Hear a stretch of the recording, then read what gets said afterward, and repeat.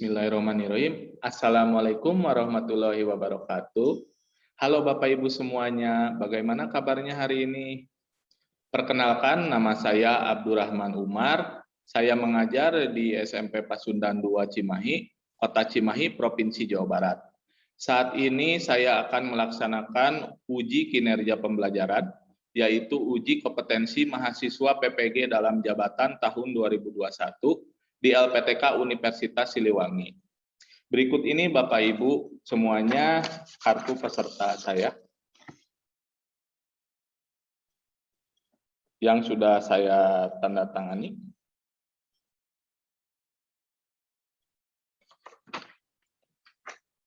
Demikian Bapak Ibu semuanya, terima kasih. Assalamualaikum warahmatullahi wabarakatuh.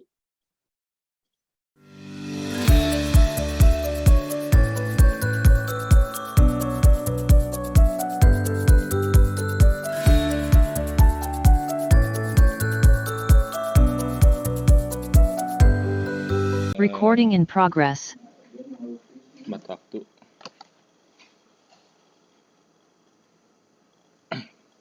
Baik, Bismillahirrahmanirrahim. Assalamualaikum warahmatullahi wabarakatuh. Warahmatullahi wabarakatuh. Ya, bagaimana kabarnya anakku sekalian hari ini? Alhamdulillah baik. Alhamdulillah baik, Ya, Pak. alhamdulillah ya, sehat ya walafiat. Amin. Ya, bagi yang sedang sakit, Bapak doakan dan kita doakan semua ya, semoga cepat sembuh. Ya, Amin. amin ya rabbal alamin. Sebelum memulai, apakah suara Bapak terdengar jelas? Terdengar jelas. Pak. Terdengar jelas. Kemudian gambar Bapak terlihat di layar monitor kalian? Terlihat. Terlihat ya. Baik, alhamdulillah, bagus. Nah, sekarang Bapak mengecek dulu kehadiran ya. Yang sudah hadir di sini yaitu Ririn, kemudian Reni, Mary, Javier, dan Parlan ya. Alhamdulillah sudah hadir di sini. Sebelum pembelajaran dimulai, alangkah baiknya kita berdoa terlebih dahulu. Berdoa dipimpin oleh siswa yang paling awal datang di Zoom ini ya sebagai partisipan, yaitu Ririn. Silahkan Ririn memimpin doa. Teman-teman, sebelum belajar, alangkah baiknya kita membaca doa bersama-sama. Berdoa dimulai.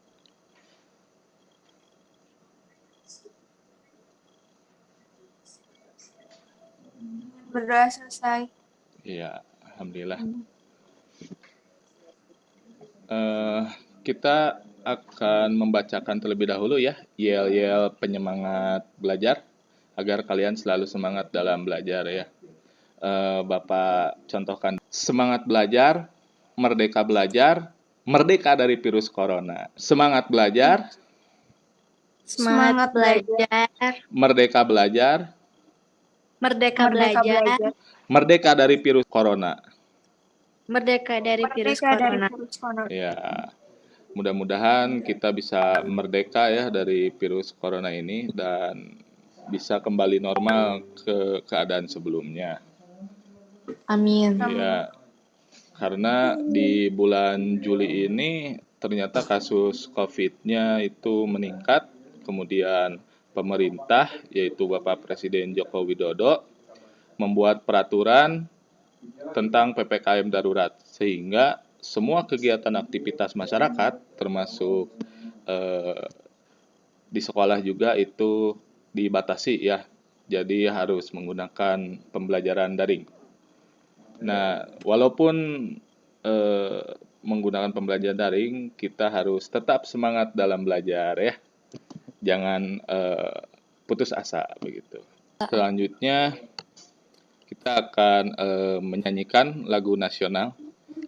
Ya, karena ini bulan Juli pertengahan, kemudian bulan depan adalah bulan Agustus, bertepatan juga dengan Hari Kemerdekaan Republik Indonesia. Bapak share screen dulu ya. 11 Agustus tahun 45, Itulah hari kemerdekaan kita, hari merdeka nusa dan bangsa, hari lahirnya bangsa Indonesia. Merdeka, kami merdeka tetap merdeka, selama hayat masih di kandung badan. Kita tetap setia mempertahankan Indonesia.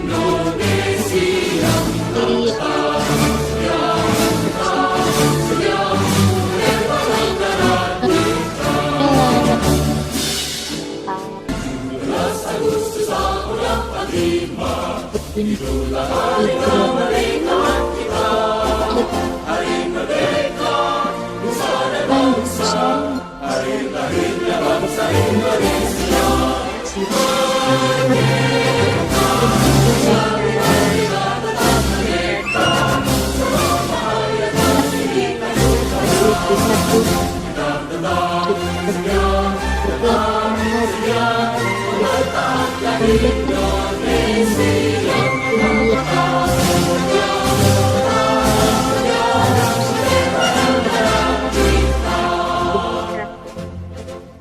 Alhamdulillah kita telah menyanyikan lagu nasional ya.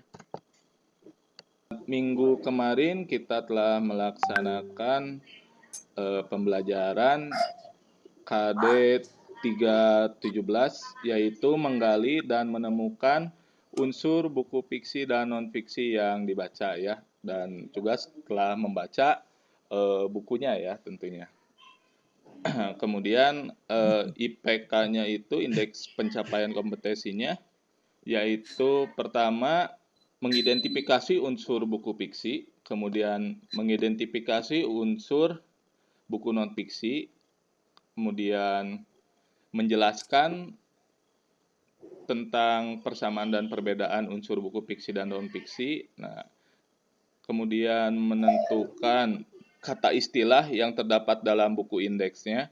Kemudian menentukan garis besar isi buku yang ada dalam buku tersebut ya.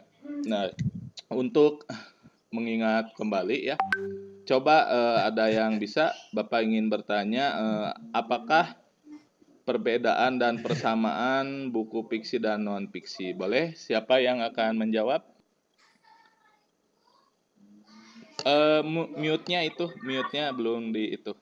Nggak apa-apa, Sal. Persamaan dan perbedaannya ya. Iya, Persamaan dan perbedaan unsur buku non-fiksi dan fiksi, yaitu persamaannya sama-sama memiliki sampul, 2 halaman judul, 3 hak cipta, 4 kata pengantar, 5 daftar isi, 6 isi buku yang terbagi dalam jumlah bab. iya. Nah, perbedaan unsur buku fiksi dan non-fiksinya, 1 yaitu buku non-fiksi mempunyai glosarium, sedangkan buku fiksi tidak. 2, buku non-fiksi mempunyai daftar pusaka, sedangkan buku fiksi tidak. 3, buku non-fiksi mempunyai indeks, sedangkan buku fiksi tidak. 4, buku non-fiksi mempunyai lampiran, sedangkan buku fiksi tidak.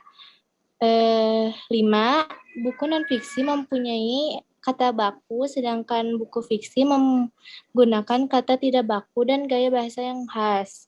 6, buku fiksi tidak memiliki plot atau alur, pengenalan, permasalahan, puncak masalah, dan penyelesaian masalah, sedangkan buku fiksi memiliki plot atau alur. Ya, baik. Alhamdulillah ya, berarti kalian masih ingat tentang pembelajaran kemarin ya. Nah, untuk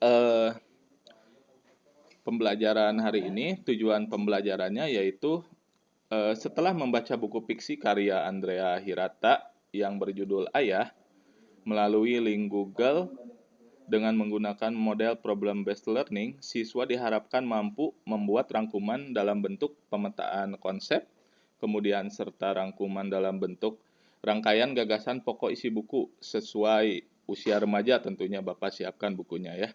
Dengan disiplin, bertanggung jawab, dan penuh percaya diri secara tepat. Nah, itulah tujuan pembelajaran hari ini karena sesuai dengan KD 417 yaitu membuat peta konsep atau alur buku fiksi dan non-fiksi yang dibaca ya.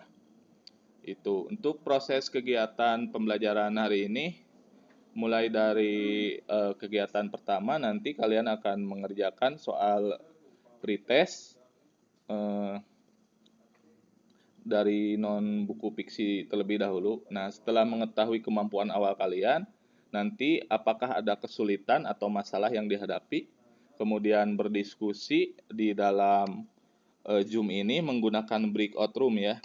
Di sini ada. Kemudian nanti dibagi menjadi 2 kelompok ya. Satu kelompok cerdas, yang kedua kelompok cermat. Nah, setelah itu kalian akan berdiskusi panjang lebar, kemudian saling tanya jawab. Nah, setelah tanya jawab, kalian akan mempresentasikan hasil diskusinya. Nah, setelah mempresentasikan hasil diskusi, kemudian adanya refleksi, kemudian simpulan. Selanjutnya yang terakhir itu kalian akan melaksanakan mengerjakan soal post-test ya, LKPD-nya. Nah, setelah mengerjakan proses post-test LKPD-nya, kalian akan diberi penilaian apakah sudah mencapai tujuan pembelajaran atau belum. Nah, selanjutnya diberikan PR ya untuk pertemuan berikutnya. Baru penutup ya, mengucapkan salam. KKM untuk pembelajaran hari ini yaitu 70 ya. Mudah-mudahan bisa tercapai semuanya. Nah, sebelum dimulai, Bapak akan kirimkan dulu ya link Liveworks-nya lewat Zoom ini di chat dan juga di WA grup ya. Bapak akan kirimkan.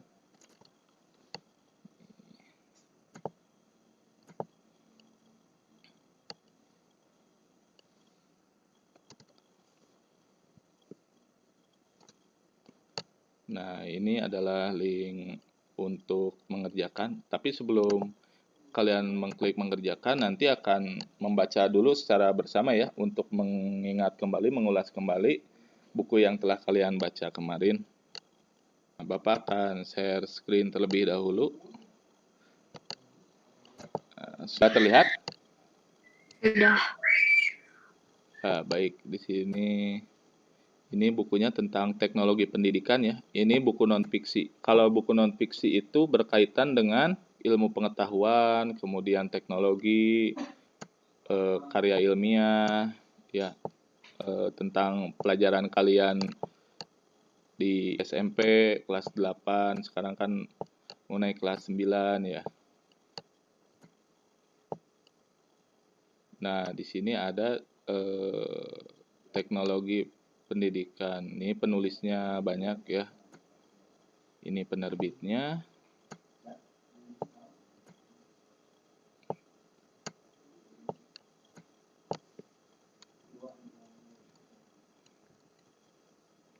Kita akan membaca dulu secara bersama-sama 10 menit ya.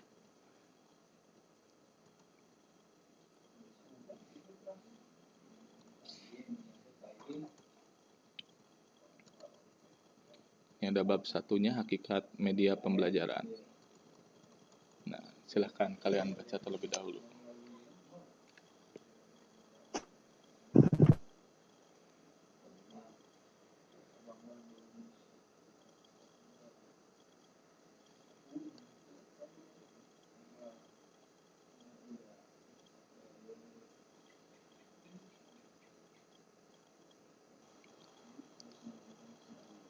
Ya, baik. Alhamdulillah kita telah selesai membaca bukunya. Silahkan kalian buka gawainya, kemudian mengerjakan link live worksheet yang tadi Bapak sudah kirim ya. 10 menit cukup ya waktunya. Silahkan. Ya, Pak. Alhamdulillah sudah selesai ya mengerjakannya. Coba kita lihat ya hasilnya di live worksheet-nya. Bapak share screen terlebih dahulu. Ya. Ya, sudah terlihat? Sudah. Nah, ini ya, ternyata hasilnya masih kurang maksimal ya. Di sini ada Chelsea nilainya 5, kemudian Desi 27, Jihan 32, untuk Kamaratih 5, Mary 5, Muhammad Alfi 4 ya. Nala 36, kemudian Parlan 41, kemudian Reni 5, Ririn 4,5, Siska 32 dan Yasmin 5 ya. Tahap orientasi masalah dalam problem based learning-nya Bapak sambil mencatat ya. Jadi dari hasil mengerjakan soal pretest tersebut bahwa kalian masih kesulitan dalam membuat peta konsep ya. Memang agak cukup sulit, tapi insya Allah bisa. Kemudian yang keduanya kalian masih kesulitan dalam membuat rangkuman gagasan pokok dalam setiap bab ya. Itu adalah orientasi masalahnya. Berikutnya yaitu tahap pengorganisasian siswa. Nah, di sini Bapak akan membuat kelompok yaitu menjadi 2 kelompok ya. Yang pertama tadi kelompok cerdas, yang kedua kelompok cermat. Nih Bapak akan membagikan kelompoknya ya. Di dalam Zoom ini menggunakan breakout room. Sebentar.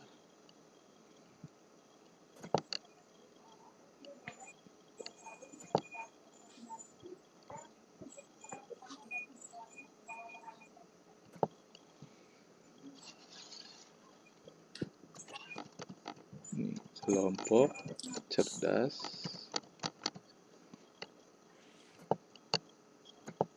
Ini kelompok cermat.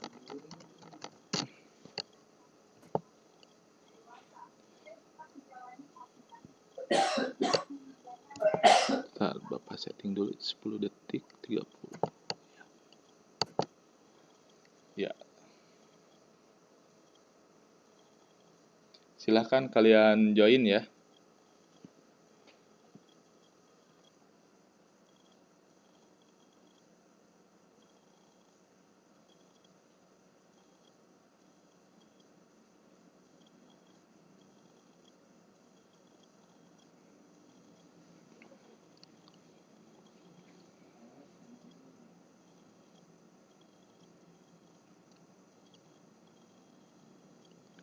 Silahkan Parlan join juga.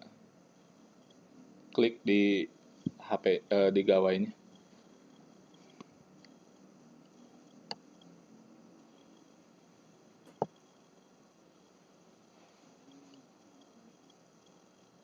Ya.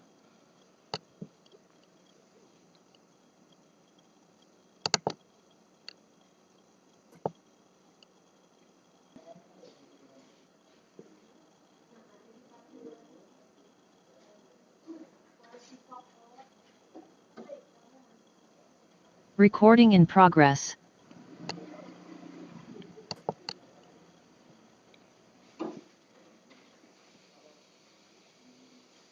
Ya. Ririn dan Parlan.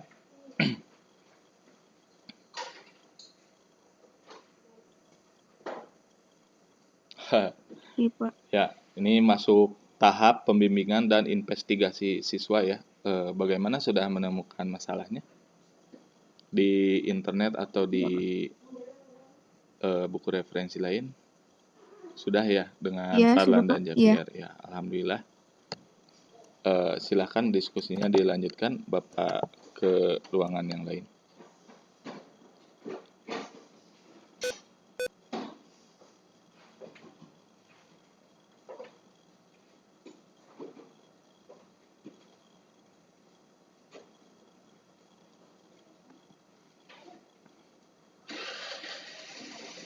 Recording in progress.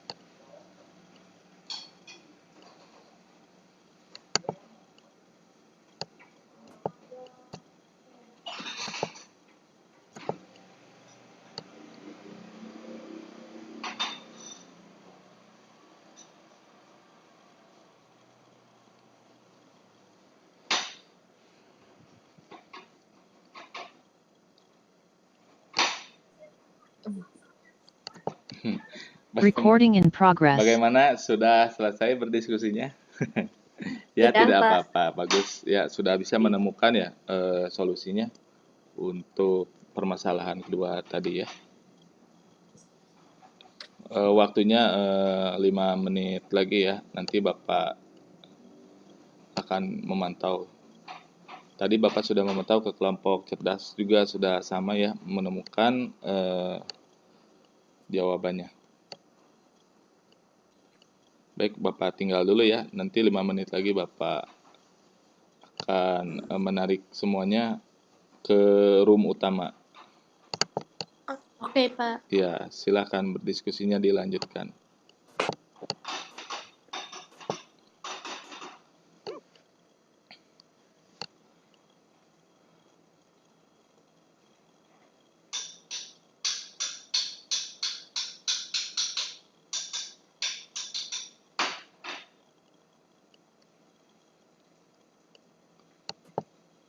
Recording in progress.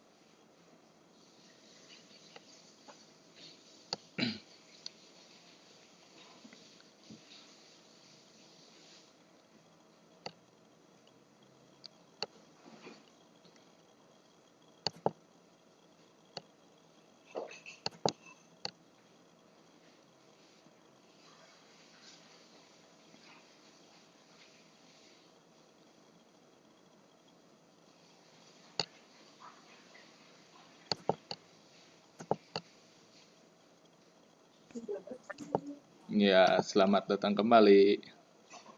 Iya. Nah, selesai ya berdiskusinya. Silakan untuk menyampaikan hasil diskusinya untuk kelompok cerdas. Ya, baik. Langkah merangkum dengan pemetaan pikiran atau konsep. Ada beberapa langkah yang harus dilakukan untuk merangkum dengan pemetaan pikiran. Langkah-langkah tersebut sebagai berikut: menulis judul di tengah-tengah kertas dan beri gambar yang sesuai untuk memudahkan mengingat judul tersebut. Membuat cabang utama yang terkait dengan topik tadi. Meneruskan dengan membuat cabang-cabang utama lainnya. Gunakan warna berbeda.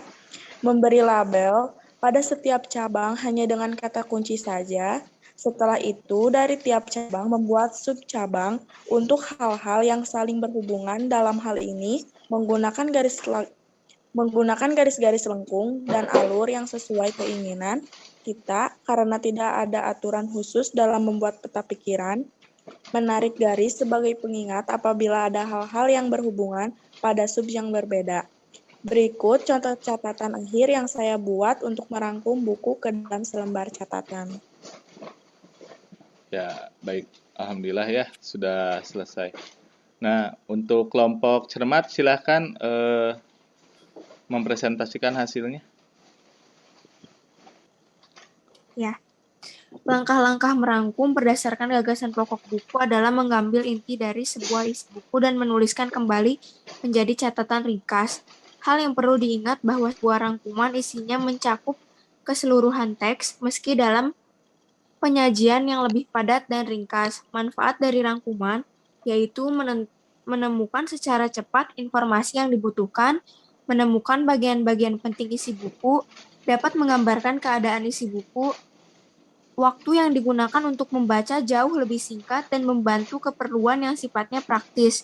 Ada beberapa langkah dalam merangkum berdasarkan gagasan pokok, yaitu sebagai berikut. A. Membaca informasi umum yang terdapat dalam buku. Informasi ini seperti judul, pengarang, dan penerbit. Apabila membaca informasi dalam artikel, hal yang perlu dicatat seperti nama pengarang, nama media, dan tanggal terbit. B. Mengetahui secara umum isi buku melalui daftar isi dan kata pengantar. C. Dalam sebuah buku, setiap subbab dijabarkan ke dalam paragraf dengan tersusun baik. Selain itu, setiap paragraf tersebut memiliki satu pikiran utama. D. Merangkum bacaan dari pokok-pokok pemikiran yang terdapat dalam setiap paragraf, sehingga merangkum sebuah bacaan dapat dilakukan dengan cara menyusun pokok pikiran atau gagasan utama setiap paragraf. Gagasan paragraf dapat digunakan dalam satu kalimat.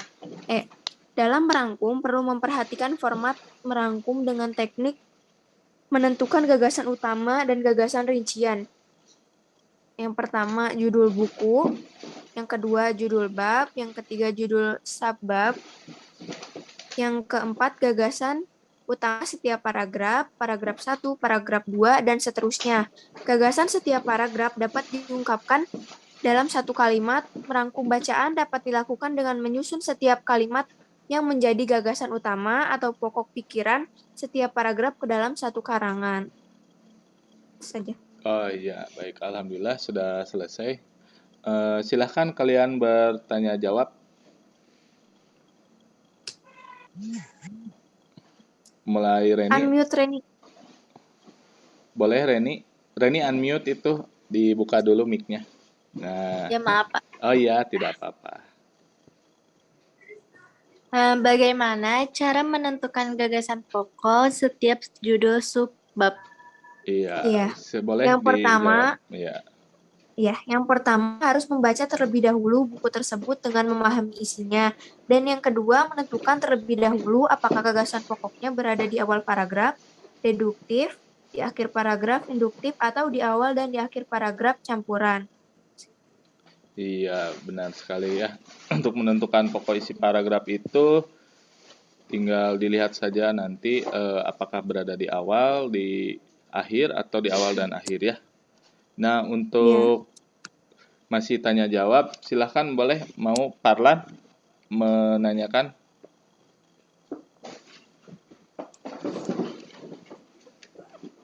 Bagaimanakah cara membuat peta konsep dengan baik dan benar? Iya, bagaimana cara membuat peta konsep ya, baik dan benar? Silahkan, ada yang menjawabnya. Ya, saya. Pertama, membuat alur peta konsepnya dulu seperti apa. Misalnya kita mau meletakkan judul, bukunya di tengah. Berarti alurnya bisa ke samping kiri, ke samping kanan, atau ke atas dan ke bawah tergantung apa yang kita inginkan. Kemudian, kalau judul bukunya berada di atas, berarti alurnya harus ke bawah membuat bagan. Kedua, harus memahami isi konsepnya. Yang paling penting karena dalam membuat peta konsep itu, mengisi dalam kolomnya hanya kata kuncinya saja, tidak semua kalimat dimasukkan dalam peta konsep. Iya, benar sekali ya. Kalau dalam peta konsep itu biasanya hanya satu kata kuncinya. Misalnya yang tadi ya, buku non-fiksi tentang teknologi pembelajaran, berarti judulnya teknologi pembelajaran di atasnya, kemudian di bawahnya nanti ada media, misalnya yang di samping kanannya ada visual, audio visual, atau hanya gambar saja begitu. Nah, itu nanti untuk alur peta konsepnya jadi bisa di tengah atau di atas ya. Baik, alhamdulillah untuk diskusinya sudah selesai ya. Masuk ke tahap analisis dan evaluasi proses mengatasi masalah. Nah, untuk tahap analisis ini sudah baik sekali ya dari kelompok cerdas dan kelompok cermat dalam mengatasi masalah, terutama dalam membuat peta konsep dan juga membuat gagasan pokok isi buku. Dengan tadi ya sudah memaparkan semuanya, kemudian bertanya jawab. Nah, untuk kegiatan berikutnya, silakan ada yang mau merefleksi kegiatan pembelajaran hari ini? Reni Pak. Oh, boleh. Silakan Reni. Kegiatan pembelajaran hari ini adalah alhamdulillah Pak, saya juga dan teman-teman saya merasa senang sekali belajar tentang membuat peta konsep dan gagasan pokok isi buku fiksi dan non-fiksi. Walaupun harus membaca terlebih dahulu buku fiksi dan non-fiksinya, sampai puluhan bahkan ratusan halaman. Tetapi kami sangat senang memperoleh banyak ilmu dan juga menjadi suka membaca, terutama buku fiksi, karena sangat menarik dan bahasanya pun mudah dipahami dari mulai buku cerpen, novel, roman, dan buku lainnya yang berkaitan dengan fiksi atau imajinasi. Sudah, Pak. Iya, baik. Itu untuk refleksinya ya. Nah, untuk simpulan kegiatan pembelajaran hari ini, boleh silakan. Ya, sepulang kegiatan pembelajaran hari ini adalah dalam membuat sebuah peta konsep dan gagasan pokok isi buku fiksi dan non-fiksi harus memahami langkah-langkah dalam membuat peta konsepnya terlebih dahulu. Iya. Seperti judul bukunya akan diletakkan di mana, apakah di tengah atau di atas. Kemudian membuat alurnya sesuaikan dengan isi buku tersebut. Yang paling penting memahami isi buku tersebut dengan baik sehingga mudah untuk memasukkan kata kuncinya dalam bagian. Untuk gagasan pokok harus memahami terlebih dahulu kalimat utamanya berada di manakah, di awal, di akhir, atau ada di awal dan di akhir, sehingga bisa menuliskan gagasan pokok dengan tepat. Iya, baik, alhamdulillah ya. Ujian hari ini sudah selesai. Kemudian untuk kegiatan berikutnya yaitu akan mengisi soal LKPD Postes ya. Nah, untuk mencapai tujuan pembelajaran, Bapak akan share screen dulu. Sebelum share screen, Bapak kirim dulu ya link buku fiksinya, yaitu buku fiksi karya Andrea Hirata Ayah. Ini novelnya sangat menarik sekali tentang perjuangan seorang ayah.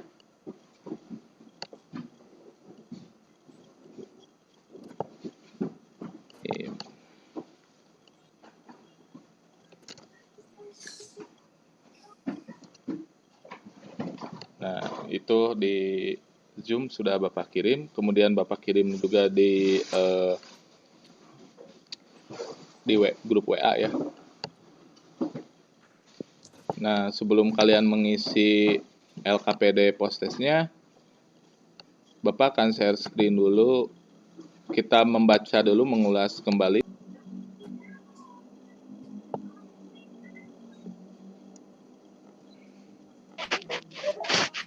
Nah, ini.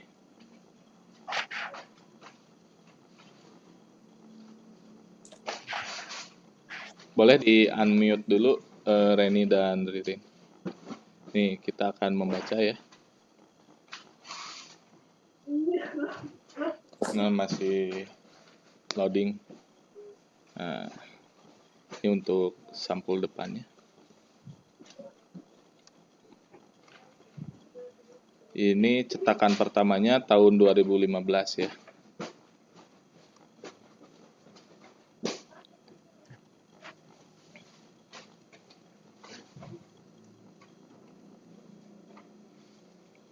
Jumlah halamannya 412 halaman.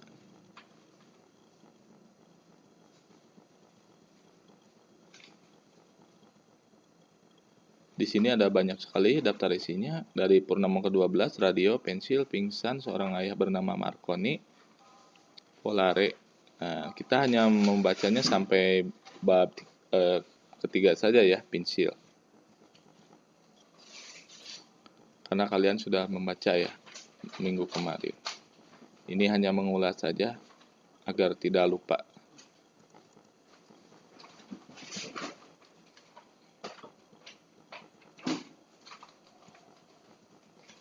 Ini Purnama ke-12. Ini banyak kata istilah di sini. Ada kafilah-kafilah, merantik,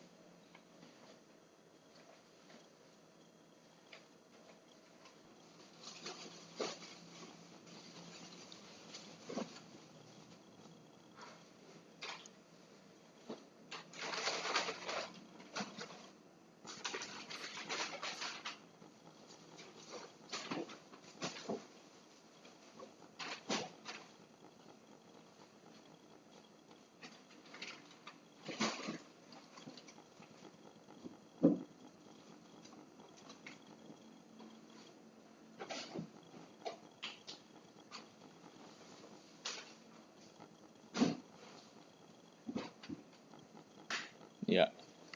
Alhamdulillah ya, bacanya sudah selesai.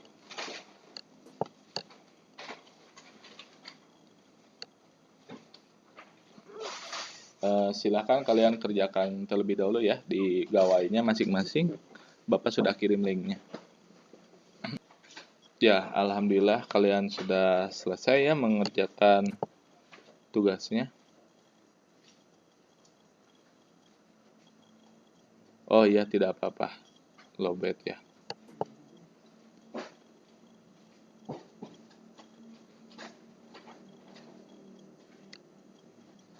Bapak balas dulu ini.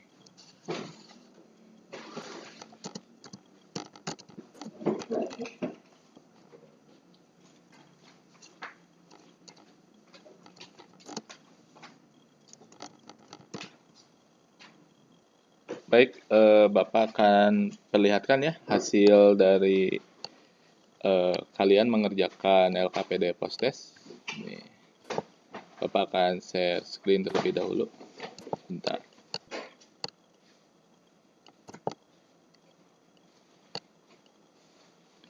Sudah terlihat Reni, Ririn, Japir, dan Farlan?